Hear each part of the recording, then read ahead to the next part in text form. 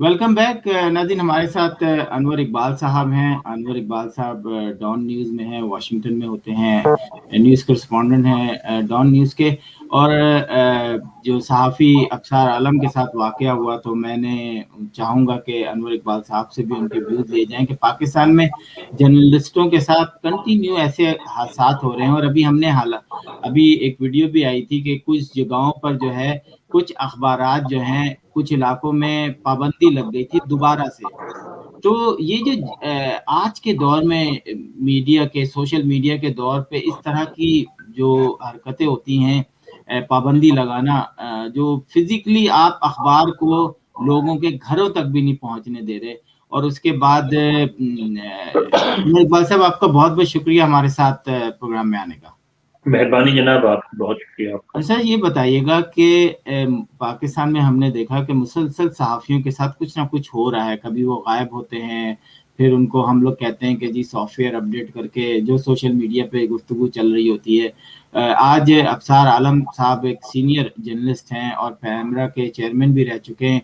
उनके साथ ये हादसा हुआ और क्या कहेंगे आप? क्या आपकी नज़र में इस तरह के वाक़यात की रोकथाम क्यों नहीं होती? और अगर इस तरह के हो जाते हैं तो उस पे बयानात हुकूमत जो है फौरन एक्शन क्यों नहीं लेती है? जी। देखिए, सबसे पहले बात यह कि बड़े बड़ी दुख की बात है। अफसार बहुत शरीफ आदमी है। हमारा एक तवील अरसे का ताल्लुक है। हम दोनों ने एक ही अखबार से करियर शुरू किया। द मुस्लिम इस्लामाबाद का अखबार था।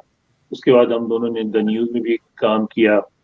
और एक शरीफ साथी के तौर पे उसकी पाकिस्तान के हर हलके में इज्जत है। ठीक है, बाद में सियासी तौर पे वो PMLN के साथ शामिल हो गया, और ज़ाहिर एक पाकिस्तानी की हैसियत से उसको हक है कि किसी भी सियासी पार्टी को ज्वाइन करे। और फिर PMLN ने उसको एक सरकारी ओहदा दिया। वो भी एक जायज़ चीज़ है, उसमें भी कोई नाजायज़ बात नहीं है। वो भी हर पाकिस्तानी का हक है। बात ये होती है कि हमारे यहाँ अब हमारे मुल्क को तकरीबन 80 साल होने वाले हैं। इस 80 साल में अब तक जो हमारी रियासत जो है वो अपने पैरों पे खड़ी नहीं हो सकी। वो अपने आप को कमजोर समझती है। जरा जरा सी बात पे वो थ्रेटन फील करती है। रियासत ने अब तक तय नहीं किया है कि उसमें जो हुक्मरान हैं उनके क्या अख्तियारात हैं, अवाम के क्या हकूक हैं, मुल्क में निज़ाम कैसा होगा। अगर आज़ादी है तो लिखने पढ़ने की आज़ादी कितनी होगी, सियासी आज़ादी कैसी होगी, क्या होगा। ये सारे मामला जो हैं हमारे यहाँ आज तक तय नहीं हो सके।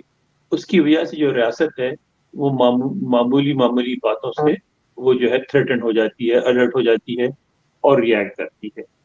अब बात ये है कि एक तरफ ये जो हालात हैं, और दूसरी तरफ जो है 21वीं सदी आ गई है जिसमें सोशल मीडिया इतना मजबूत हो गया है, इंटरनेट आ गया है, और दूसरे वसाइल जो हैं कम्युनिकेशन के वो इतने बढ़ गए हैं कि आप चाहते हुए भी आप मालूमात को, इंफॉर्मेशन को रोक नहीं सकते। जिस बात को भी रोकते हैं वो आगे बढ़ जाती है। तो मैं समझता हूँ कि हमारे यहाँ जो लोग भी इस तरह के वाकयात में मुलविस हैं, जो इस कुछ करते हैं या करवाते हैं, उनको ये बात समझनी चाहिए कि ये जदीद ज़माना है। उसके हवाले से उनका रवैया जदीद होना चाहिए। दुनिया में कहीं भी, अमेरिका में भी देखें, हुकूमतें जो हैं वो कंफर्टेबल नहीं फील करती जर्नलिस्ट से। यहाँ भी मसला होता है, लेकिन यहाँ मार कुटाई नहीं होती, अगवा नहीं होता, कत्ल नहीं होता। इसलिए नहीं होता है कि हुकूमतों ने इस बात को तस्लीम कर दिया है। एक ऐसी लड़ाई है जिसको नहीं जीत सकते। मीडिया रहेगा, आज़ाद रहेगा। इसलिए नहीं रहेगा कि जर्नलिस्ट अच्छे हैं या बुरे हैं, वो इसलिए रहेगा कि दुनिया जो आपकी कौम है वो पढ़ लिख गई है। आपकी कौम आज़ादी चाहती है, इजहार की आज़ादी चाहती है, उसको इंफॉर्मेशन चाहिए हर किस्म की। और जब इंफॉर्मेशन की ज़रूरत होती है, एक माशी उसूल है, जिस चीज़ की ज़रूरत होती है वो किसी न किसी रास्ते से फराहम कर दी जाती है।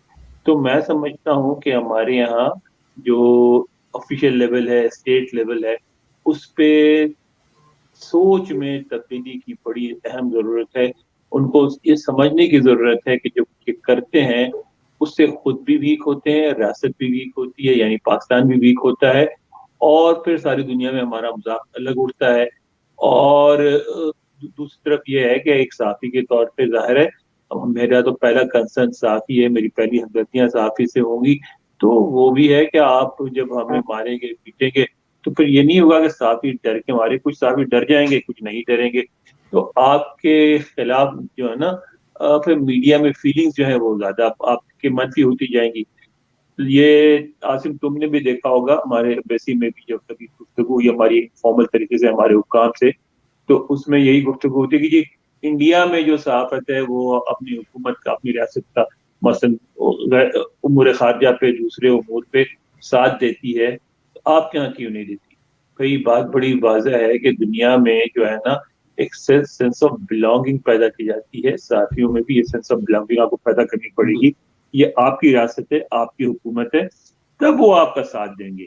आपने साथियों में वो एहसास ही नहीं पैदा होने दिया, उनको हमेशा ये एहसास होता है कि रियासत दुश्मन है, कभी भी पकड़ लेगी, कभी भी अखबार बंद करा देगी, कभी भी नौकरी से निकलवा देगी, कभी भी पिटाई करवा देगी, कभी भी हमारा कत्ल हो सकता है। तो जब अगर ये फीलिंग होगी तो आपकी दोस्ती तो नहीं होगी।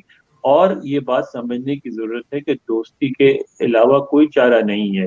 हमारे एक बहुत मशहूर साफी थे, साफी लीडर थे निसार उस्मानी साहब, वो हमेशा ये कहा करते थे, मैं ज़ियाउल्लाह साहब से ये बात कही थी कि सर आप ये समझें कि आप मुझे मरवा देंगे, उससे फर्क को नहीं पड़ेगा, अगर मसाइल वहीं रहेंगे जहाँ जहाँ हैं, तो मेरे बाद कोई दूसरा यहाँ साफी खड़ा हुआ आप यही सवाल कर रहा होगा, बिल्कुल क्योंकि मसाइल वही है।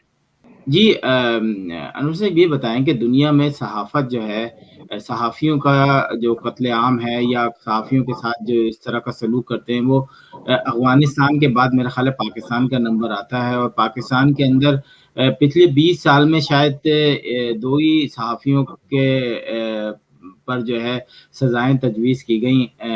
तो ये भी एक बड़ा अलमिया है कि सहाफ़ियों के साथ चीज़ें हो जाती हैं, बड़े-बड़े मशहूर सहाफ़ियों के साथ, लेकिन रियासत उनके साथ आके बिल्कुल नहीं खड़ी होती, बल्कि ऐसा रवैया रखती है कि जो आम लोग हैं, उनका भी जो है रियासत से जो है एतमाद उठ जाता है। क्या कहेंगे आप? बिल्कुल दुरुस्त है और बड़ी बदकिस्मती की बात है ये, क्योंकि ये रियासत के जो को चलाने वाले लोग हैं उनको ये समझनी चाहिए कि इससे किसी का फायदा नहीं है। साबियों का तो क्या फायदा होगा, और उनके लिए जरूरी नहीं कि वो साबियों के फायदा का सोचें, लेकिन दो फायदे तो उनके पेश नजर रहने चाहिए ना, एक तो रियासत का फायदा और एक खुद उनका फायदा।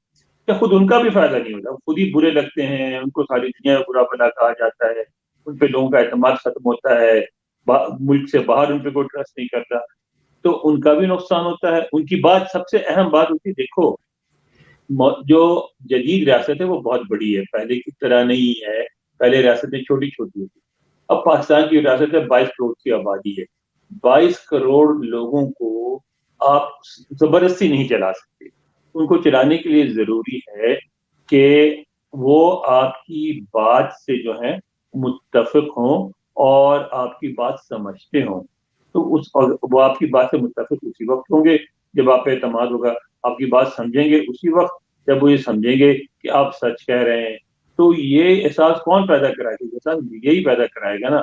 अगर मीडिया के जरिए आपने अवाम में एहसास पैदा कराना है कि आप सही कह रहे हैं, जो कुछ आप कह रहे हैं वो सही है, और ये कि आप अवाम के हमदर्द हैं और मुल्क का फलाह चाहते हैं, तो वो आपको साथी के साथ मिल के काम करना पड़ेगा। उसको डरा के आप ये बात पैदा नहीं कर सकते, कितनी भी कोशिश कर लें, जब डराएंगे तो बदएतमादी पैदा होगी, ये एतमाद अपने नहीं आप पैदा। को सहाफ़ियों से खतरा क्यों महसूस करते हैं कि एक आम आदमी भी इसलिए आपने देखा खतरा है नहीं कि महसूस करते, इंफॉर्मेशन से खतरा महसूस करते हैं। आसिम, बात ही होती है कि वो जो है ना, वो हिटलर का जो मशहूर था वजीर, जो प्रोपेगेंडा का वजीर था, वो कहता था ना कि जो दुनिया की सबसे खतरनाक चीज इत्तलात है, इंफॉर्मेशन है, कि पता चल जाए आप जो कुछ, अगर आवाम को पता चल जाए आप क्या कर रहे हैं तो आपको बड़ा नुकसान पहुंच सकता है। तो अब इंफॉर्मेशन हर चीज में, कोई समझौता होने वाला है, पहले पर पता चल जाए, समझौता खत्म हो जाता है, कोई खुफिया राज है वो निकल जाए, तो वो ये सारी चीजें हैं। लेकिन ये नहीं है, मगरिब में भी यही कहा जाता है, अमेरिका के बारे में भी यही कहा जाता है कि जो कुछ होता है मुल्क में, हुकूमत जो करती है, हुकाम जो कुछ करते हैं, हुकूमत जो कुछ करती है, उसमें से 15-20% भी ना साथियों को पता होता है, 15-20% से ज्यादा ना अवाम को, उससे भी कम ही लोगों को पता होता, 80% तक किसी को पता नहीं होता। लेकिन طریقہ آپ کو سیکھنا پڑتا ہے، جدید ترین طریقہ باتوں کو چھپانے کا اور اپنی بات کو کنوے کرنے کا، جو کہ امریکہ میں دیکھیں، امریکہ میں جو دن رات وائٹ ہاؤس اور اسٹیٹ ڈپارٹمنٹ لگے رہتے ہیں، پینٹاگون لگے رہتے ہیں، روزانہ کی باتیں بتائی جاتی ہیں، وہ اس لیے ہوتی ہے کہ وہ باتیں چھپانے کے بجائے اپنی بات زیادہ سے زیادہ کر کے اپنا جو ہے نا نقطۂ نظر پیش کرتے ہیں۔ لیکن آپ نے دیکھا ہے کہ یہاں جو ٹرمپ ایڈمنسٹریشن تھی اس نے وہی پالیسی اپنانے کی کوشش کی جو تیسری دنیا میں چلتی ہے کہ انفارمیشن کو کنٹرول کیا جائے۔ انہوں نے بریفنگز بند کی، سب کچھ کیا، کیا حال ہوا؟ یہ کہا یہ جاتا ہے کہ صدر ٹرمپ ہارے ہیں تو ان کو ہروانے میں سب سے بڑا ہاتھ میڈیا کا ہے، کہا جاتا ہے نا یہ، اور اس لیے کہا جاتا ہے کہ انہوں نے کنٹرول کرنے کی کوشش کی۔ کنٹرول کرنے کی کوشش کریں گے تو یہ باؤنس بیک کرے گا۔ آپ کو دوسروں کو چھوڑ دیں، آپ کو ٹرمپ کو نقصان پہنچا، جو ایسا کر رہے ہیں ان کو نقصان پہنچے گا، کنٹرول نہیں کر سکتے۔ آپ نے جدید طریقے جو ہیں اپنا پیغام پہنچانے کے وہ سیکھنے ہیں، اس کے مطابق چلیں۔ اچھا انور صاحب، آخری ایک بڑا امپورٹنٹ کوشچن ہے، میں چاہتا ہوں کہ آپ بھی اس پہ تجزیہ دیں اپنا۔ کیا ریاست کو یہ نہیں پتا تھا کہ آپ ملک کی ایک ایسی جماعت جو کہ 2016 میں آئی اور آتے ہی ساتھ جو ہے وہ لاکھوں ووٹ لے لیے اور پارلیمنٹ میں بھی چلی گئی، اس کے سربراہ کو آپ گرفتار کر رہے ہیں جو کہ بہت مقبول ہے اور دن کی روشنی میں گرفتار کر رہے ہیں اور ایک ویڈیو بھی لیک ہو جاتی ہے؟ تو کیا ریاست یا ایجنسیز یا ہمارے اداروں کو یہ نہیں پتا تھا کہ اس کا ریئیکشن ایسا آئے گا، یا پھر یہ ایک سوچی سمجھی جو ہے کہانی تھی کہ جی اس کو اس طرح کریں گے تو اس طرح کریں گے تو پھر اس کو بین کریں گے؟ کیا کہیں گے آپ کو کہ یہاں؟ نہیں عاصم، ایسا نہیں ہے۔ دیکھو ایک بات سمجھو کہ صرف عوام میں مقبول ہونا کافی نہیں ہے۔ ہٹلر بھی بہت مقبول تھا، مسولینی بھی بہت مقبول تھا، صدام حسین بھی بہت مقبول تھا۔ بات یہ ہوتی ہے کہ مقبولیت کسی چیز کا معیار نہیں ہے، کسی چیز کے اچھے ہونے کی گواہی نہیں ہے۔ بالکل یہ جو طریقہ ہے تحریک لبیک کا، کہ یہ جو فورن افیئرز ہیں، جو ڈپلومیٹک معاملات ہیں، بہت حساس ہوتے ہیں، بہت سینسیٹیو ہوتے ہیں۔ ان کو آپ سڑکوں پر عوامی جلسوں میں طے نہیں کر سکتے۔ دنیا کا کوئی ملک، یہاں جمہوریت ہے امریکہ میں اس بات کا فیصلہ کہ امریکہ کس ملک سے سفارتی تعلقات رکھے گا، کس سے سفارتی تعلقات نہیں رکھے گا، کس ملک کے سفیر کو رکھنا ہے، کس ملک کے سفیر کو نکالنا ہے، امریکہ میں بھی یہ باتیں جلسوں میں نہیں طے ہوتی اور مظاہروں میں نہیں طے ہوتی۔ تو تحریک والوں کا یہ جو مطالبہ ہے وہ بالکل غلط ہے۔ یہ فیصلے حکومت کے ہوتے ہیں اور حکومت کو کرنے چاہیے، ان کا کام ہے، وہ اپنی بات پہنچائیں، وہ احتجاج کریں، لیکن یہ جو وائلنٹ احتجاج ہے یہ درست نہیں ہے۔ مگر حکومت کا مسئلہ ہے کہ انہوں نے آج تک ملک میں کوئی طریقہ کار بننے نہیں دیا۔ اگر ایک طریقہ کار بننے دیتے، ایک سسٹم ہوتا جس پہ اعتماد ہوتا، تو کیا ہوتا؟ اس صورت میں یہ ہوتا کہ آپ ایک جسٹس کا، ریپڈ جسٹس کا سسٹم بناتے، اور جس میں عوام کو عدلیہ پہ، کورٹس پہ اعتبار ہوتا، تو آپ جا کے اپنا کیس بنا کے پیش کرتے اور عدالت سے وارنٹ لے کے ان کو گرفتار کرتے اور عدالت پہ فیصلہ کرنے دیتے، تو یہ اتنا ہنگامہ نہیں ہوتا۔ لیکن کیونکہ آپ نے کوئی سسٹم نہیں بنایا، تو نہ لوگ آپ پہ ایمان رکھنے کو تیار ہیں، نہ عدلیہ پہ ان کا ایمان ہے، نہ کسی اور بھی ادارے پہ۔ ہر عوام کا ہر طبقہ یہ سمجھتا ہے کہ حکومت کے سارے ادارے، چاہے عدلیہ ہو، چاہے پولیس ہو، چاہے پارلیمنٹ ہو، سب جھوٹ بولتے ہیں جی۔ اور اس لیے چونکہ عوام پہ احتجاج نہیں ہے، اعتبار نہیں ہے، تو جو بھی ان سے جو بات کہتا ہے اس پہ چل پڑتے ہیں اور ہنگامے جاتے ہیں۔ دوسری بات یہ ہے کہ یہ موضوع اتنا اہم ہے، ہمارے ایمان کا حصہ ہے، سب مسلمان اس بات کو مانتے ہیں کہ رسول اکرم صلی اللہ علیہ وآلہ وسلم جو ہیں وہ ہمارے آخری نبی ہیں، اس کے بعد کوئی نبی نہیں آئے گا۔ تو وہ اس معاملے میں اگر آپ ذرا بھی بے احتیاطی کریں گے تو اس کا بھی رد عمل بہت سخت ہوگا۔ تو حکومت کو اس کی سمجھ ہونی چاہیے تھی، سوچ سمجھ کے پلان کرنا چاہیے تھا۔ اور دوسری بات یہ ہے کہ یہ تحریک جو ہے اس طرح کی، وہ بھی کیسے بنتی ہیں، کون بناتے ہیں، ان کو طاقتور کون کرتا ہے؟ جب وہ بن جاتی ہیں، طاقتور ہو جاتی، تو پھر آپ کے قابو سے باہر نکل جاتی ہیں۔ بار بار یہ تجربہ ہوا ہے پاکستان میں، دوسرے ملکوں میں. تو اس لیے سب سے اچھی بات ہے کہ اس طرح کی تنظیم سازی میں، تحریک سازی میں جو ادارے ہیں، ریاستی ادارے ملوث ہی نہ ہوں. تو ہمارے ہاں تو عجیب آوے کا بھائی بگڑا نا کے ادارے بھی ملوث ہیں، سیاستدان بھی ملوث ہیں سب. اچھا پھر ملک کا مفاد کیا ہے؟ سیاستدان بھی نواز شریف صاحب بھی سمجھتے ہیں، پی پی پی بھی سمجھتی ہے، پی ٹی آئی بھی سمجھتی ہے، سب ملک کا مفاد اس میں نہیں ہے کہ فرانس سے تعلقات توڑ لیے جائیں. اگر آپ نے ایسا کوئی کام کیا تو آپ گرے سے بلیک لسٹ پہ آ جائیں گے، اور آپ پہ اس کے جو معاشی طور پہ آپ پہ امپیکٹ پڑیں گے، آپ پہ بیڑا غرق ہو جائے گا. سب کچھ ان کو پتا ہے. آپ سب سے بڑا تجارتی پارٹنر آپ کا یورپین یونین، جہاں آپ اپنی چیزیں بیچتے ہیں، وہاں سے آپ کی تجارت ختم ہو جائے گی. تو یہ سارے ریپرکشنز ہیں. اچھا پھر دنیا میں اتنے سارے ممالک ہیں، وہاں اور کہیں اتنا رد عمل نہیں ہوا جتنا آپ کے ہاں ہو رہا ہے. تو یہ ساری باتیں سب کو پتہ ہے. مگر آپ دیکھ لیں کہ ساری پارٹیاں جو ہیں وہ بھی اس معاملے کو کیش کرانے کی کوشش کر رہی ہیں. سارا معاملہ جو ہے بجائے ایک مذہبی معاملے کے سیاسی معاملہ بن گیا ہے. تو ہمارے یہاں صرف حکومت کو بلیم نہیں کر سکتے، اس پہ ہمارا پورا معاشرہ ہی ٹیڑھا ہے. سینسٹیو مسائل کو جلسوں میں حل کرنا چاہتے ہیں، مذہب کو سیاست میں چاہتے ہیں، سیاست کو مذہب میں لے آتے ہیں. اور یہ وہ غریب ایک ہمارے بالکل ساتھ. بالکل انور، آخری کوشچن بس میں اسی پہ اپنے پروگرام کا اختتام کروں گا کہ آپ دیکھتے ہیں کہ ابصار عالم کے بعد کوئی انویسٹیگیشن، کچھ سیکھنے کو گورنمنٹ کو کچھ نئی چیزیں سیکھنے کو مطلب کچھ کئی نئے کام کرے گی، یا پھر ابصار عالم کے بعد کسی اور صحافی کی باری آ جائے گی؟ میرا خیال ہے کہ کوئی زیادہ امپروومنٹ نہیں ہوگی. ابصار عالم کے بعد پھر کسی صحافی کی باری آ جائے گی. اس لیے کہ ابھی تک ہماری یہاں حکومت نے اس بات کو سمجھنے کو تیار نہیں ہے، ادارے اس بات کو سمجھنے کو تیار نہیں ہے کہ جو ایکشن ہے اس سے فائدے سے زیادہ نقصان ہے.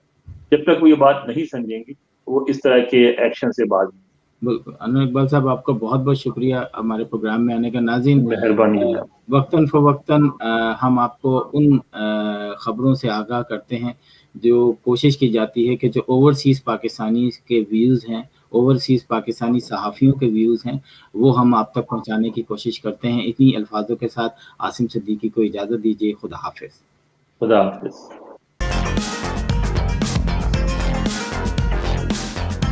Washington Night Show with Asim Siddiqui.